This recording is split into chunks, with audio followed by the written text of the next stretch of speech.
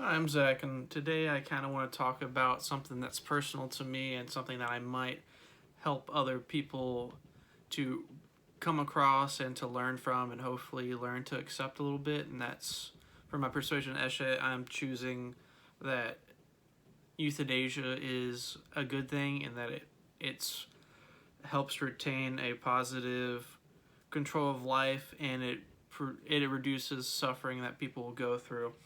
I know a lot of people have had loved ones that have suffered that they believe would not have had to suffer as much if they were given the proper ways to see themselves off without having to bear the indignity of dying slowly and painfully. I, for one, have lost a grandparent rather recently from Alzheimer's. She was really bad and she was just suffering all the time to the point where it would have been a mercy for her to be able to pass in such a good way. But euthanasia has been around for a long time to kind of give you a definition of what that is. Euthanasia is a painless killing of a patient suffering from an incurable and painless disease or an irreversible coma. The practice is illegal in most countries, but it's not illegal in all countries. There is a good set of European countries that actually have adopted euthanasia. So we have countries like the Netherlands, Belgium, Luxembourg, Colombia, and Canada. These are sites. These are all cited from the emotional and mental health advantages and disadvantages column that I'm citing. Also, there are different kinds of euthanasia. There's assisted suicide. Assisted suicide is when a patient has eternal suffering and requests a doctor to give them a painless method to die. So it's basically when you would use a doctor to help end your life. You have active euthanasia. When a doctor directly ends the life, that's when the doctor would decide that they have uh, no health and stuff like that. That it is their time to pass, and they can't make that decision themselves. There's passive, when a doctor ends a life slowly by increasing the doses of medications, so kind of increasing the amount of morphine someone would get over time. You have stuff like voluntary euthanasia when the patient decides in their life.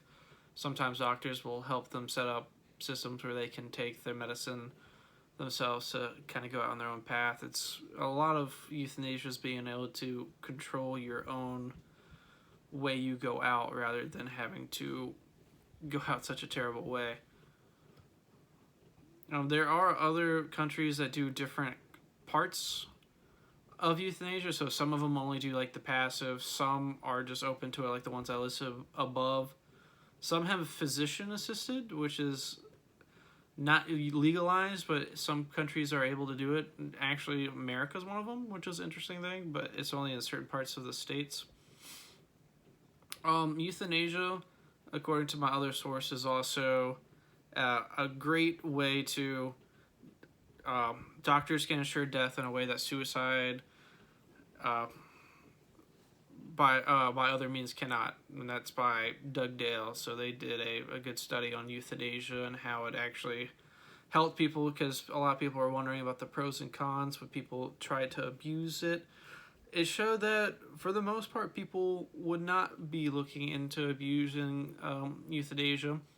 I think it's a good thing too that not many people want to go ahead and abuse it, so that when people who'd rather use it want to use it, they can. I think it's just a good way for you to go out on your own terms, like I've already stated. They have different methods of doing it. They have medications. I know some places in like Europe will let you do like asphyxiation through other methods and stuff like that. It's just at the end of the day, when you know that you're going to be going out, it's better to go out on your own terms. It's considered a safe practice. No one's been accidentally euthanized, I don't believe.